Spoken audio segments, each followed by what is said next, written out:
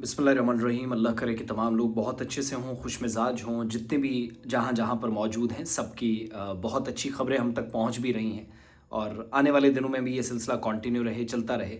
अल्लाह करे कि ये कहीं पर थमे ना। और छठा दिन रमज़ानुल मुबारक का आप सबको बहुत बहुत मुबारक। हम सबको अपनी दुआओं का हिस्सा ज़रूर बनाइएगा, अपनी दुआओं में हमें याद रखिएगा।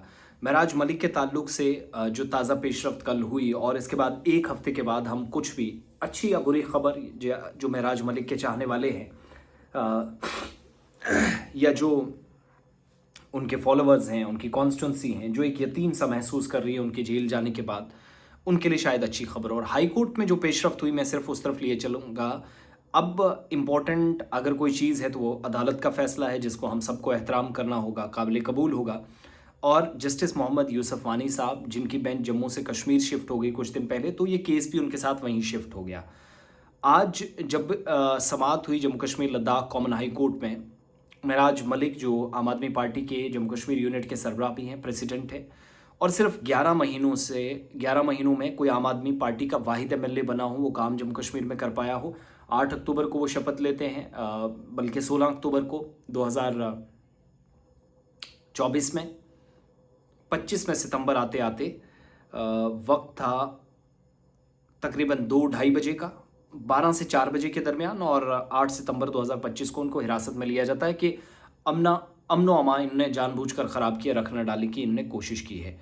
अब जब उनको हिरासत में लिया गया था, कठुआ जेल में इस वक्त हैं। अब जब अदालत में बार बार समाअत हो रही है तो ताज़ा बात यह हुई कि एक हिबस कॉप्स पिटीशन दायर की गई थी, जिसमें क्लेम किया गया था कि 5 करोड़ रुपए मिलना चाहिए महराज मलिक को, क्योंकि उनकी जो पीएसए के तहत गिरफ्तारी है या उनको हिरासत में लिया गया, वो आईनी जवाज़ उसका नहीं बनता, कोई उनका जुर्म नहीं था और गैरकानूनी उनकी नज़रबंदी थी, लिहाजा 5,000 उनको। और उनकी जो पब्लिक फिगर वो हैं, जो बहुत बड़ा नाम महराज मलिक हैं, तो उनको या उनकी छवि को जो नुकसान पहुंचाया गया, उसमें माली इमदाद का उन्होंने मुतालबा किया था।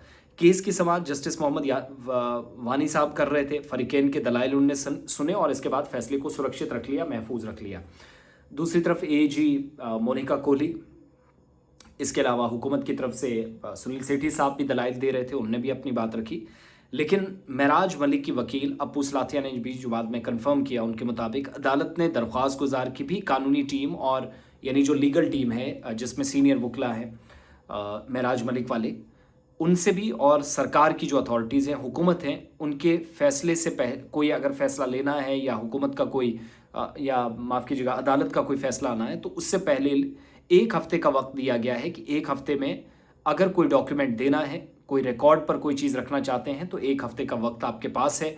और ये कानूनी और तवील जंग या मुश्किल सूरत हाल ज़रूर आम आदमी पार्टी करा देती है, लेकिन वो इस जंग को कंटिन्यू रखेगी, ये भी बार बार कहा जा रहा। तो सिंपल सी बात ये है कि महराज मलिक 1 हफ़्ते के अंदर जवाब आएगा अथॉरिटीज़ का, उनके अपने लोग भी बात रखेंगे और अल्टीमेटली हम जाएंगे 1 मार्च से 7-8 मार्च के बीच में किसी फैसले की तरफ अदालत जाएगी। ये अब तक की पेशरफ्त है। रेस्ट महराज मलिक को अब बाहर आने की ज़रूरत भी है, आना चाहिए।